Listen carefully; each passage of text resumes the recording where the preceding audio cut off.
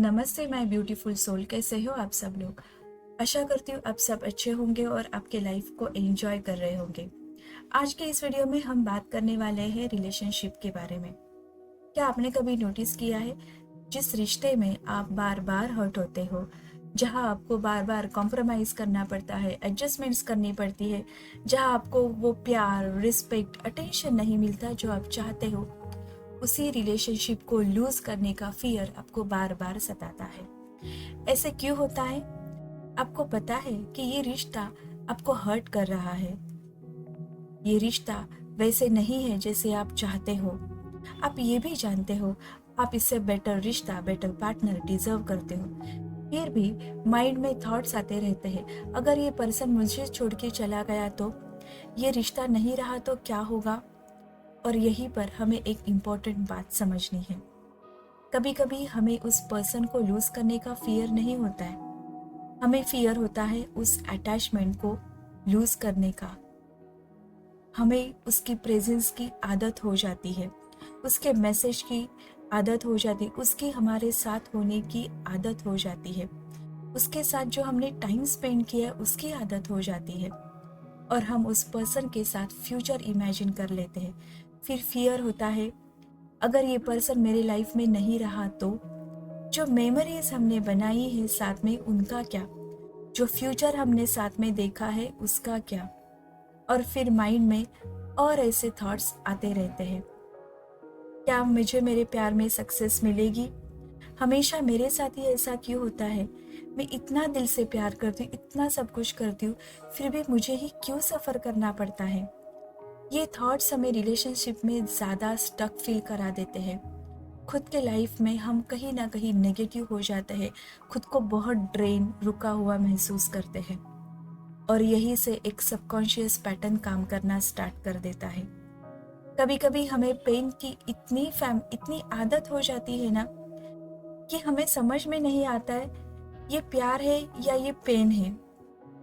अगर आपके लाइफ में बार बार रिजेक्शन, ब्रेकअप, डिसअपॉइंटमेंट्स या इमोशनल पेन रिपीट हो रहा है, तो सबकॉन्शियस माइंड उस पैटर्न को नॉर्मल समझने लगता है। इसलिए हर्ट होने के बाद भी हम रिलेशनशिप को करके रखते हैं।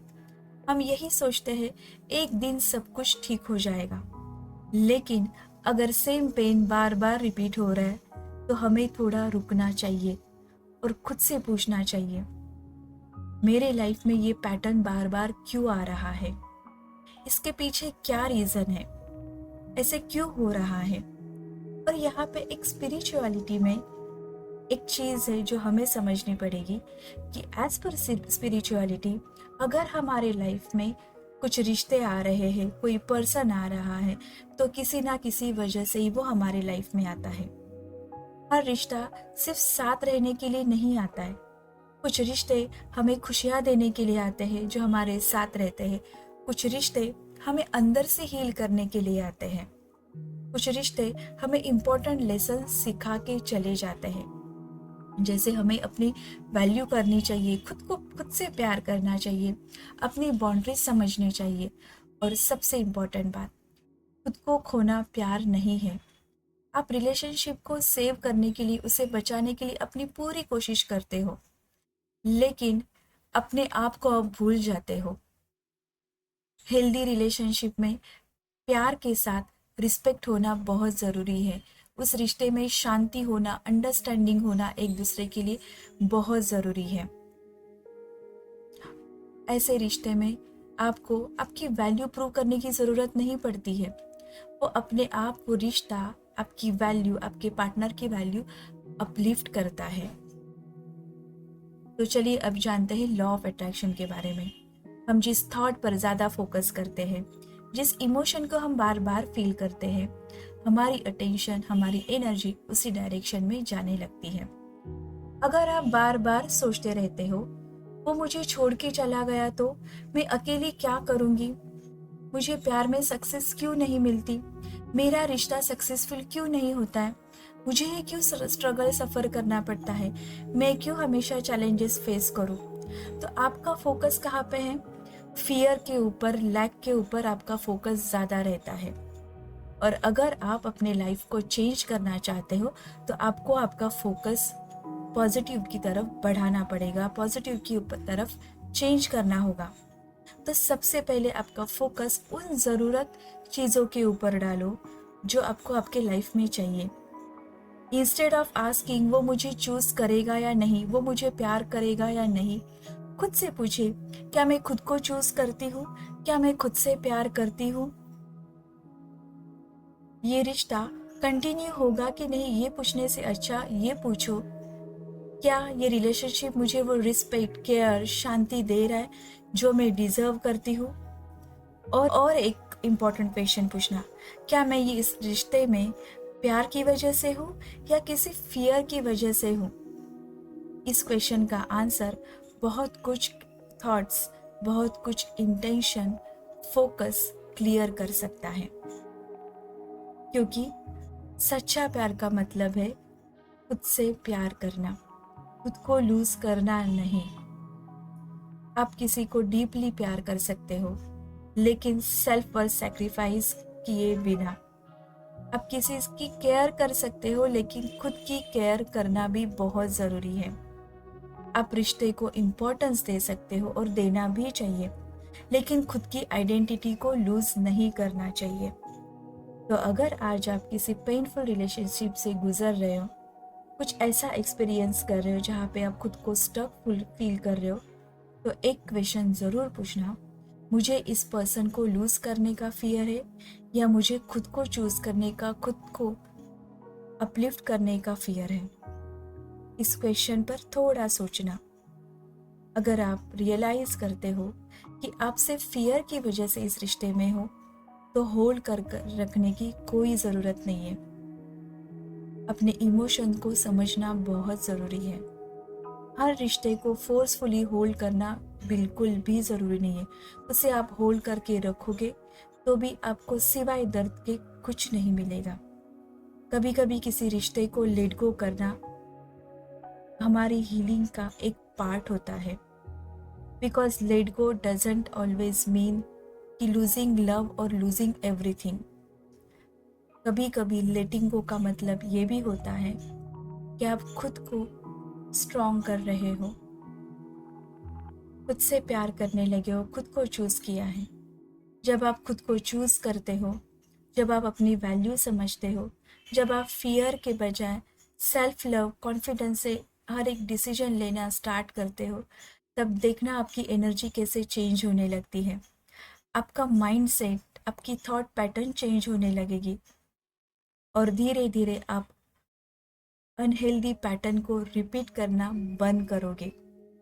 आप हेल्दी रिलेशनशिप के लिए स्पेस क्रिएट करोगे।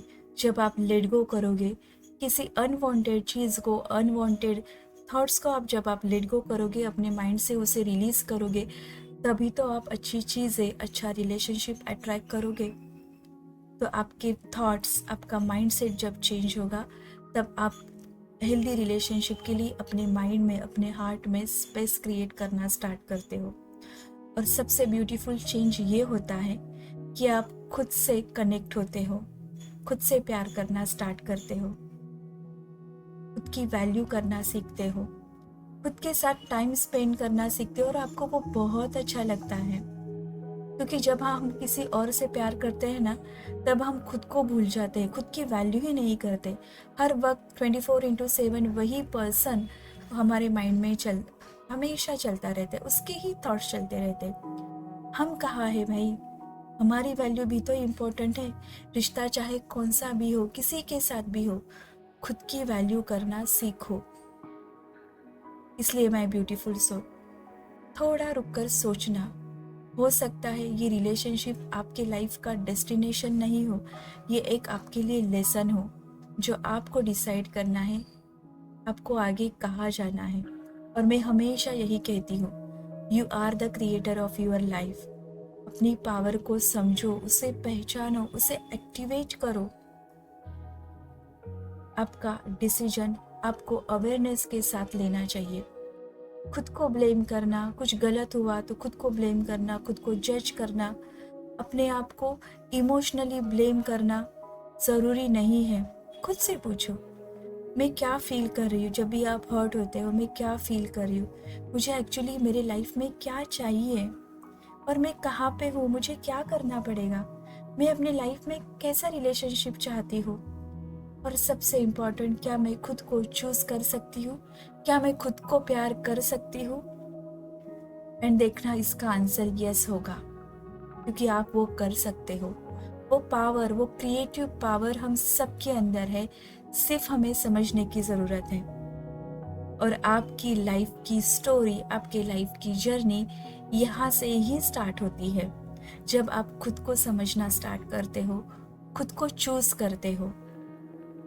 आपके पास अपने लाइफ को बेटर करने का डायरेक्शन अपने आप आ जाता है, क्योंकि आपने खुद को चुना है, खुद से प्यार करना चुना है, खुद की वर्थ समझी है, और अपना डिवाइन एनर्जी के साथ आपने कनेक्शन भी स्ट्रॉन्ग करना शुरू कर देते हो जब आप खुद को समझने लगते हो। Because when you choose inner reality, your outer reality also start changing. So trust yourself, trust the universe, and love yourself, and you will become the energy of love and abundance. है ना बात? सच में रिश्ते तो बहुत अच्छे होते हैं, बट बात सिर्फ इतनी सी है कि उस रिश्ते को हम कैसे समझते हैं, उन रिश्ते को हम कहाँ रखते हैं, किस तरीके से हम उसे निभाते हैं। सबसे पहले तो खुद के साथ रिश्ता इतना अच्छा करो, सेल्फ लव इतना हाई करो ना, कि देखना आपकी अट्रैक्शन पावर इतनी स्ट्रांग हो जाएगी कि सारी अच्छी अपॉर्चुनिटीज, सारे अच्छे लोग, आपका पार्टनर खुद आपके पीछे भागने लगेगा। ट्रस्ट में ये होता है। तो चलिए, यहीं पे हम इस वीडियो को एंड करते हैं। आशा करती हूँ कि आपको बहुत कुछ अच्छी बातें स्पिरिचुअलिटी और लॉ ऑफ अट्रैक्शन के अकॉर्डिंग समझ में आई होगी। Thank you so much for listening this my beautiful soul. और अगर आपको लगता है कि ये मैसेज किसी ऐसे पर्सन को हेल्प कर सकती है जिसे इसकी ज़रूरत है, तो प्लीज़ उनके साथ ये वीडियो ज़रूर शेयर करना। हो सकता है ये मैसेज उनको वही स्ट्रेंथ दे जिनकी उन्हें ज़रूरत है। और आपको हीलिंग, मैनिफेस्टेशन, ट्रांसफॉर्मेशन और स्पिरिचुअल गाइडेंस से रिलेटेड वीडियोस पसंद है, तो स्पार्क ऑफ अबंडेंस को ज़रूर सब्सक्राइब करना, क्योंकि ये सिर्फ मेरा चैनल नहीं है, ये हम सब का यूनिवर्स ने किया हुआ एक सोर्स है। और मुझे जब आप इसे फॉलो करे हो, खुद की वैल्यू को खुद को समझने लगे हो, तो मुझे कमेंट में ज़रूर बताना, आई चूज़ माई सेल्फ। खुद से प्यार करना, खुद की सेल्फ वर्थ को इतना हाई करो ना, कि जो गया है ना वो भी आपके पास दौड़ दौड़ के चला आए। Self love is choosing yourself with love and respect. Thank you so much my beautiful soul. आप सबको मेरा बहुत बहुत बहुत बड़ा प्यार और बहुत सारी ब्लेसिंग्स। अपना ख्याल रखना, अपने आप से बहुत सारा प्यार करना। मिलते हैं नेक्स्ट वीडियो में। I love you all. Her her Mahadev.